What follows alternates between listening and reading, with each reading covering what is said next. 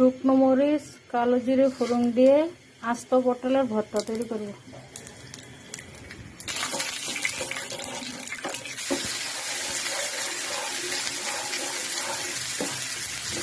ভাজা হয়ে গেছে, এখন দিয়ে দিব পটল বাটা,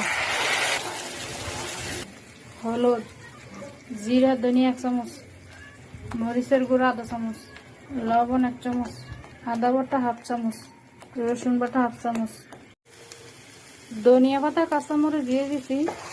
ভর্তা তৈরি হয়ে গেছে।